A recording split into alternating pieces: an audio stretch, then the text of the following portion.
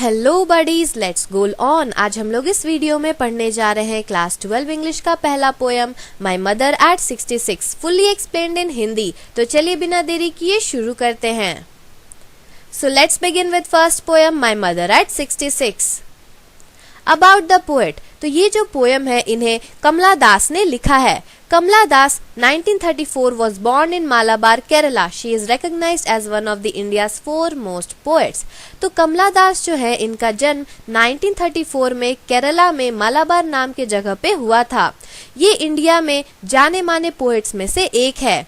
Her works are known for their originality, versatility and the indigenous flavor of the soil.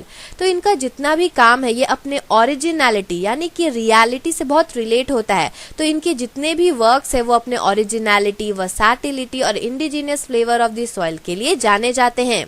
Kamala Das has published many novels and short stories in English and Malayalam under the name Madhavi कुट्टी।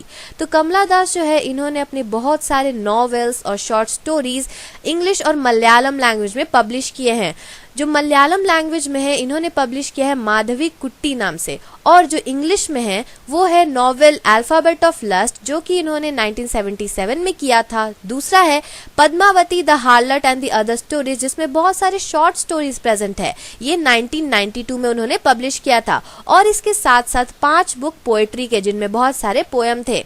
She is a sensitive writer who captures the complex subtitles of human relationship in lyrical idiom. My mother at 66 is an example. तो ये जो कमला दास एक sensitive writer है जो कि human relationship के complex subtitles को कैप्चर करती है और उन्हें अच्छी तरह से पोएम में इलैबोरेट करती हैं। जैसे कि आप एग्जाम्पल में ले सकते हैं माई मदर एट 66। तो ये जो पोएम है इसे हम लोग अभी पढ़ने वाले हैं। तो यहाँ से हम लोग पोएम को पढ़ेंगे, तो पहले इसे रीड कर लेते हैं।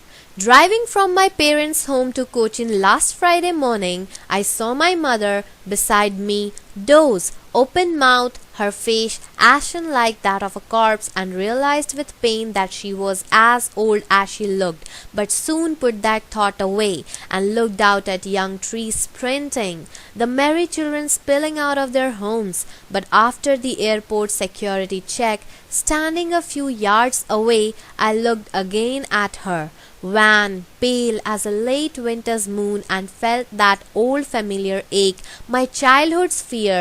But all I said was, "See you soon, Amma." All I did was smile and smile and smile. तो इस पोयम में पोएट ये कहना चाहती हैं कि ये लास्ट फ्राइडे मॉर्निंग को अपने पेरेंट्स के घर से कोचिन को ड्राइव कर रही थी। जब ये ड्राइव कर रही थी तब ये अपने बगल में बैठी अपनी मदर को देखती है, अपनी माँ को देखती है, यानी कि जो पोएट है वो कार से ड्राइव कर रही हैं। तो जब ये अपनी माँ को देखती है तो उनकी माँ जो क्या है वो डोज है, यानी कि वो सो रही है। उनका मुंह जो है वो खुला है, ओपन माउथ है। उनका चेहरा जो है वो एक ऐश के कलर का दिख रहा है, जैसे कि एक लाश का दिखता है। यहाँ पे क्या लिखा है, एशन like that of a corps. Corps मतलब लाश होता है, तो लाश का जो कलर होता है उसी टाइप का कलर जो है उनकी माँ के चेहरे पे दिख रहा है। और तभी उन्हें एक फेमिलियर पेन, एक दर्द का रियलाइजेशन होता है, दर्द का एहसास होता है कि उनकी माँ जो है वो बूढ़ी होती जा रही हैं और वो बूढ़ी दिख भी रही हैं। लेकिन तुरंत इस ख्याल को हटाने के लिए वो विंडो से बाहर देखती हैं। बाहर क्या देखती है वो, कि जो यंग ट्रीज है वो स्प्रिंट कर रहे हैं। स्प्रिंट मतलब होता है दौड़ना। तो यहाँ पे ऑब्वियस है कि यंग ट्रीज दौड़ तो नहीं रहे हैं। जो कार जो है वो ड्राइव हो रहा है, वो चल रहा है आगे, तो जो ट्रीज है वो पीछे जा रहे हैं, इसलिए यहाँ पे कहा जा रहा है कि यंग ट्रीज स्प्रिंटिंग।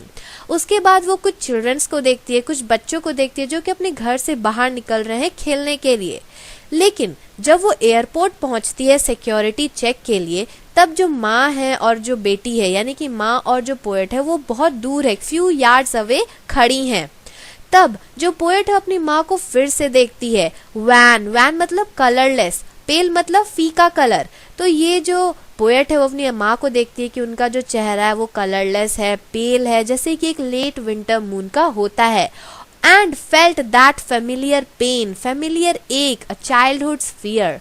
तो उन्हें फिर अपना जो पुराना दर्द था, जैसे कि हर बच्चे को एक फियर होता है, डर होता है कि वो अपनी माँ से बिछड़ ना जाए, तो वही बचपन का जो डर था और जो फेमिलियर पेन था, दर्द था, वो फिर से उन्हें याद आता है, फिर से उन्हें एहसास होता है कि उनकी माँ बूढ़ी होते जा रही है।